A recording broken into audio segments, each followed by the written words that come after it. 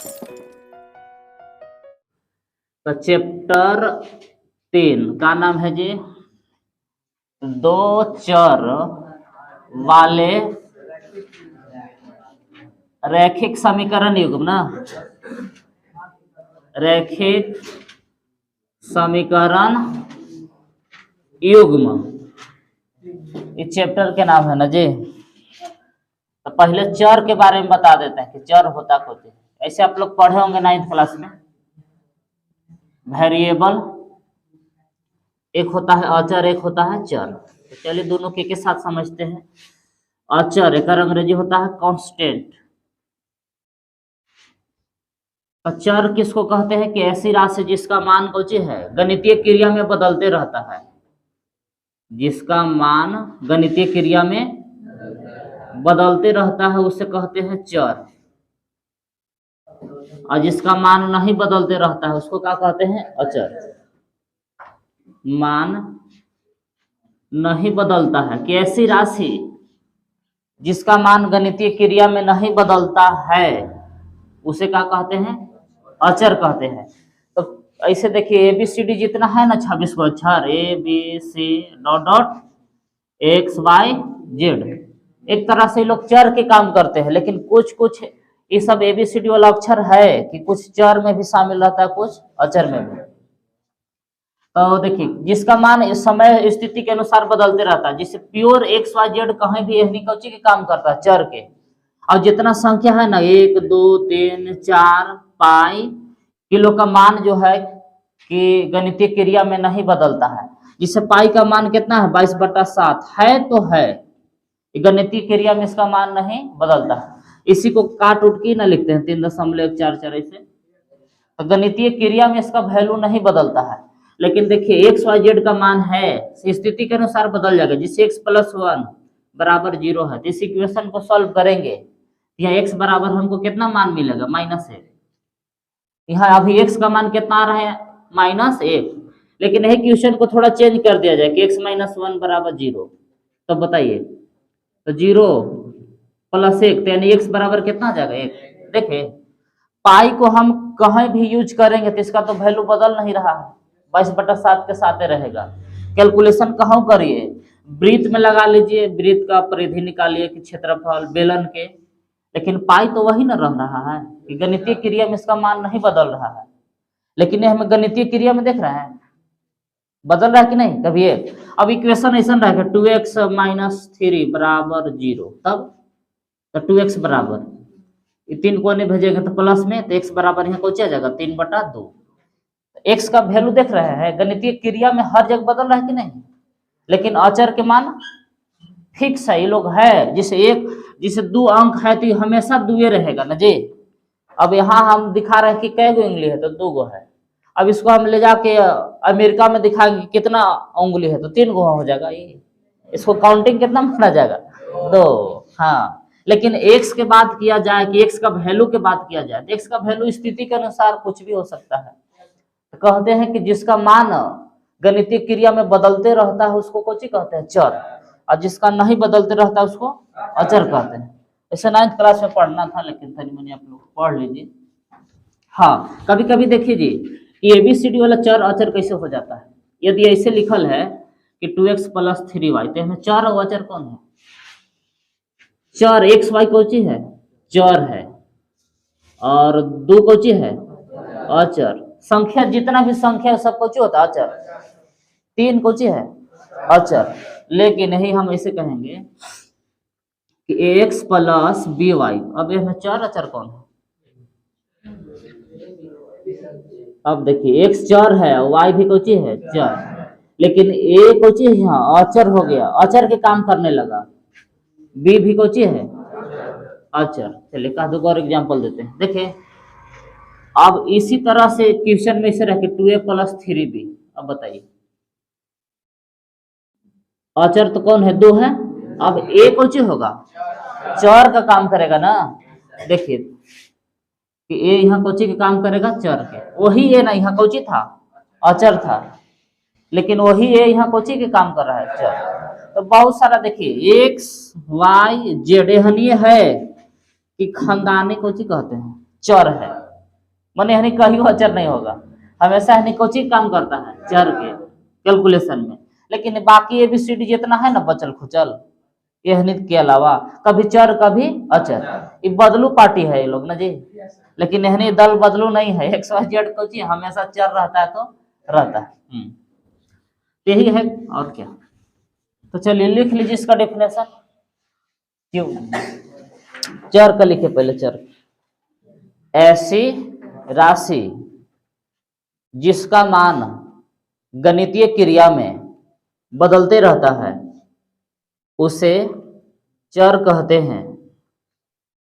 अचर लिख लिए ना, तो अचर में कैसे लिखिएगा कि ऐसी राशि जिसका मान गणितीय क्रिया में नहीं बदलता है उसे अचर कहते हैं। लिखिए, तो हमें उदाहरण लिखिए, इसे तो कोई संकेत नहीं है अचर को। उदाहरण,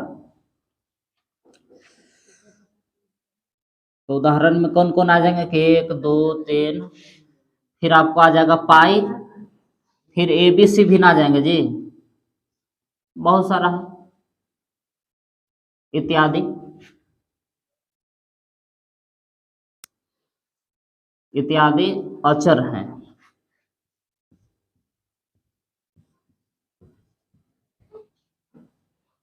हो गया ना।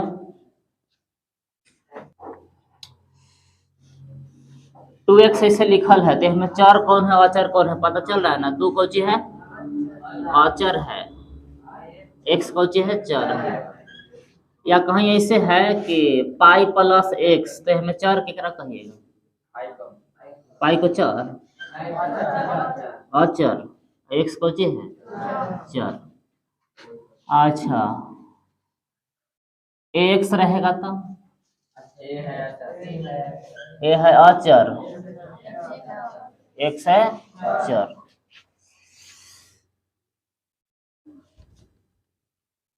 अब ऐसे रहेगा कि 2a प्लस 3b, हाँ कि 2 और 3 कौची है अचर, ए और बी अचर है ए और बी कौची है चर है ना। चलिए पकड़ रहे हैं, हमें घबराइए था। X plus B Y, X Y तो चर है और ए और बी का है अचर, उन्हें किस तिर जा रहा है।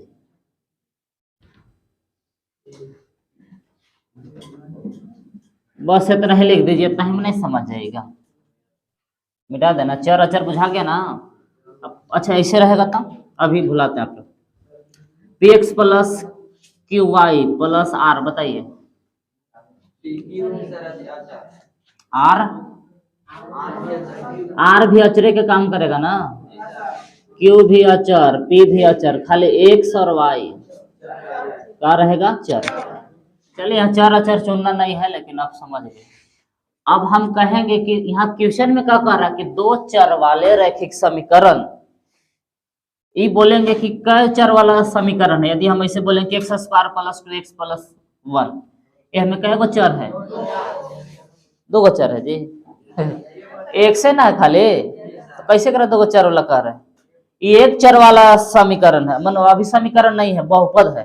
बराबर में कुछ रहेगा तब समीकरण बोलेंगे ना, एक भी हम कुछ ही बोलेंगे बहुपद। लेकिन जब LHS और RHS आ जाता है तो उसी का नाम कुछ हो जाता है समीकरण। अभी कहेंगे 2 चर एक चर वाला समीकरण, एक ही गुना चर है, लेकिन ऐसे आ जाए कि x प्लस वाई बराबर है कई गो चर वाला समीकरण, 2 चर, एगो x है एगो y, x plus y plus z, कई गो चर वाला समीकरण है 3 गो चर वाला। तो हम लोग के यहाँ कई गो चर वाला पढ़ेला है, हाँ 2 चर माने 2 गो चर रहेगा, एगो x रहेगा एगो y, या एगो रहेगा a रहेगा एगो b, कई गो हमें चर रहेगा शामिल 2 चर। तो 2 चर तो समझ गए कि हमें 2 गो चर रहेगा, x और एगो y, ज्यादातर x से y चलता है। रैखिक समीकरण क्या होता है, सब 9th में पढ़ना था जी। घात के नाम सुने हैं कि बहुपद की घात, कि वह बहुपद जिसका घात 1 होता है उसे रैखिक बहुपद कहते हैं। तो एकर घात कितना है पहले बताइए, सबसे ज्यादा पावर को क्या कहते थे? घात। ये पावर 1 है, यहाँ पावर कितना है? 2। तो बहुपद की घात कितना होगा? 2। तो कौन बहुपद है? द्विघात। और यदि हम बराबर में कुछ दे देते कुछ हो जाएगा समीकरण, द्विघात समीकरण। क्यों? क्योंकि घात 2 है। लेकिन एक वैसे रहेगा कि x square plus x cube plus 2। बताइए कौन बहुपद है? कौन बहुपद है जी? त्रिघात ना है, क्योंकि सबसे ज्यादा पावर कितना हो गया? 3। तो कौन बहुपद हो गया? त्रिघात। तब रैखिक पर आइए। रैखिक केकरा कहते हैं? कि वह बहुपद जिसका घात 1 होता है। जैसे कि 2x प्लस 1, हला नहीं, इसका घात बताइए। कुछ नहीं तो कितना है? 1 है ना। हाँ, कि वह बहुपद जिसका घात 1 होता था उसको कहते थे रैखिक बहुपद। अब इसको नाम समीकरण कब देंगे? जब बराबर में कुछ आ जाए। जब LHS और RHS ही आ जाता है तो उसको कहते हैं समीकरण, जिसका घात 1 हो। अभी कौची है? बहुपद है कि समीकरण है? अभी बहुपद है ना, लेकिन इसी को समीकरण करना होगा तो RHS देना होगा। कर 0 नहीं कुछ भी अंक जिससे बराबर 5, तो कौची में बदल गया? समीकरण में। इसको ऊपर वाला के हम बोलेंगे रैखिक बहुपद, अब नीचे वाला के हम क्या बोलेंगे? रैखिक समीकरण। समझ रहे नहीं? हाँ, बात हो रहा है समीकरण के। अच्छा, एगो युग्म माने क्या होता है? जोड़ा। जैसे कि मानी कि पहला है कि x plus B Y plus C, मानी ये रैखिक है कि नहीं? कैसे समझ रहे हैं कि रैखिक है? पावर 1 है। 2 चर वाले रैखिक समीकरण। युग्म, युग्म माने जोड़ा हो जाएगा। A1 B1 C1, एगो हो जाएगा A2 x B2 y plus C2 बराबर 0। तो जोड़ा हो गया कि नहीं? अब यहाँ दो को पढ़ेला है। 2 चर वाले रैखिक समीकरण युग्म, एगो ना कह गो, दो गो।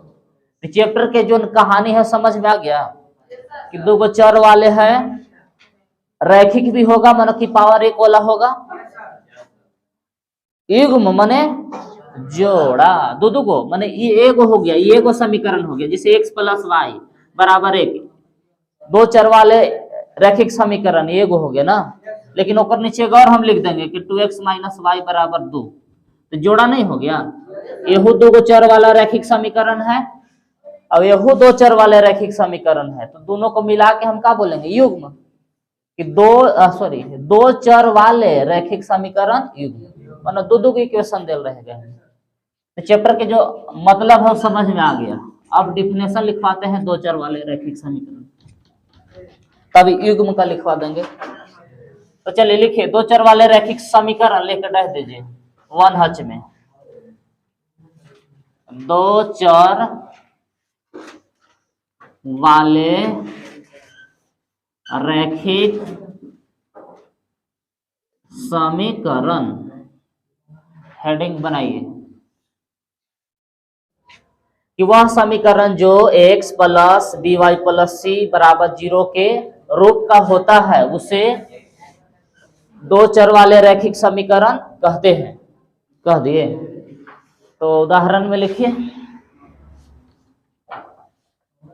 उदाहरण में क्या लिखेंगे जी? कि ऐसे पहले तो वही लिख देंगे कि x plus B Y plus C बराबर 0, और लिखेंगे कि x प्लस वाई बराबर कुछ और अंक दिया हुआ है, इससे 5 0 में है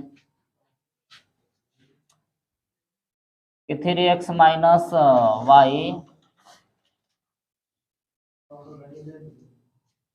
etc। लिखिए एग्जाम्पल हो गया, लिख दिए। 2 चर वाले रैखिक समीकरण युग्म, उसी में क्या जुट गया है? युग्म। तो पहले से तो हल नहीं, अकेले था तो इसको हम क्या कहे थे? 2 चर वाले रैखिक समीकरण। एहू क्या है? तो 2 चर वाले रैखिक समीकरण, तो दोनों को एक साथ मिला के क्या कहेंगे? युग्म। तो लिखिए समीकरण A1x plus B1y plus C1 बराबर 0 और A2x plus B2y plus C2 बराबर 0 को 2 चर वाले रैखिक समीकरण युग्म कहते हैं। कह दीजिए जल्दी से। और कहने के बाद जल्दी से एग्जाम्पल लिख दीजिए। डिफिनेशन के अनुसार मैचिंग हो रहा है कि दो दो को समीकरण रहेगा। देखिए, दो गो चर वाला रैखिक समीकरण ये भी है और दो चर वाला रैखिक समीकरण यहू है ना, लेकिन दो दो गो है, इसलिए क्या बोलेंगे? युग्म। ये अकेले रहता है तो युग्म बोलते हैं, ये तो अकेले है, यहू अकेले है। जब दोनों मिल गया तो क्या हो गया? युग्म। यहू युग्म हो गया, यहू युग्म है। तो यानी कि यहाँ जब भी आएगा तो दो चर वाला समीकरण रहेगा और दो दो गो रहेगा, एगो ना रहेगा अकेले। वही पढ़ेला है। मिटा दे, हो गया ना?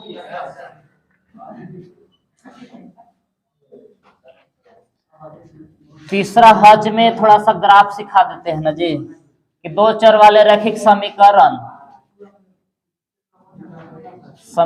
का ग्राफ। उदाहरण के तौर पर पहला में हम ले लेते हैं कि x प्लस वाई बराबर 4 है। इसका क्या है कि ग्राफ खींचिए, तब ग्राफ खींचिए।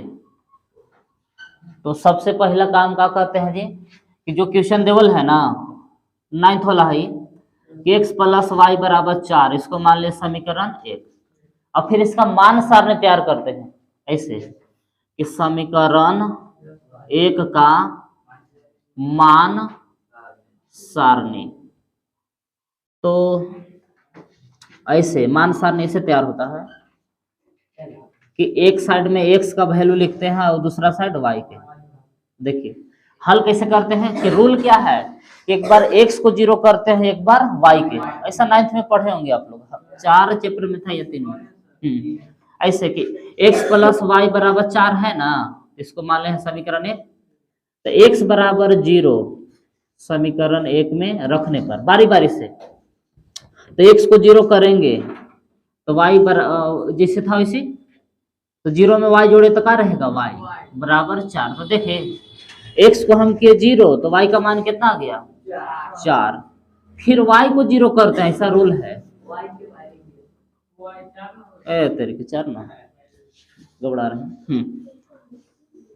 नियम है कि एक बार x को 0 करते हैं, एक बार y के। तो जब y के हम 0 किए तो x बराबर कितना जाएगा? 4। यानी कि हम 0 किए y का की ना, तो x कितना वैल्यू आया? 4। अब इसको ग्राफ पर छापना है, तो इसके लिए ग्राफ ऐसे बनाते थे। प्लस वाला है तो माइनस वाला के छोटा रखेंगे ऐसे, x डैश इधर x, y डैश y, बीच में है 0 होता है, गिनते होकर लिखते इधर लिखते हैं 1 2 3 4, 1 2 3 4, 1 2 3 4। देखिए ग्राफ खींचेला है तो कैसे है? नियम से 0 और 4, यानी कि देखिए x वाला लाइन पर पूरा y का मान कौन होता है? 0, क्योंकि यहाँ पर x ना लिखल है। तो ये वाला लाइन पर पूरा y का मान कौन होता है? 0 0 0 0 0, क्योंकि x का मान लिखा हुआ है। अब पूरा y वाला पर केकर वैल्यू होता है? 0, x के। उल्टा होता है ना कि y वाला लाइन पर x 0 होता है और x वाला पर कौन 0 होता है? y। तो वो छोड़े दिमाग, x का मान 0, y का मान 4, तो y का मान खाली 4 देखेंगे, 0 के चक्कर में ना रहेंगे ना कि y का मान 4 कहाँ है? कहाँ 4 है y का मान? ये नहीं ना, y के मान 4। तो यहाँ y का मान खाली है तो x को जो होगा 0, तो पहले x लिखाता है तब y। पहला पॉइंट पता चल गया 0 4 कि y के मान 4 है, x का मान 0 है। तो x वाला ना देखेंगे, 0 है तो काहे ला देखेंगे? यही पर तो 0 है ही होगा। अब दूसरा का पॉइंट देखिए कहाँ है, y का मान 0, x का मान 4, तो खाली x का मान 4 देखेंगे, 0 का ना देखेंगे। x का मान 4 का नहीं, ये ना जी x वाला वैल्यू, एक नाम का लिखेंगे 4 0, पहले x लिखाता है तब y। अब यही दोनों पॉइंट को मिला दीजिए। है स्केल स्केल रखे हैं, हम तो नहीं रखे। चलिए काम चलाते हैं, सोझे मिलाना है इसे, इसको मिल जा, मिल गया। यही हो गया ग्राफ, एक नाम कुछ हो गया जी। तो x प्लस वाई का हो गया ये ग्राफ। कितना सिंपल है जी, है ना? हाँ बना दीजिए।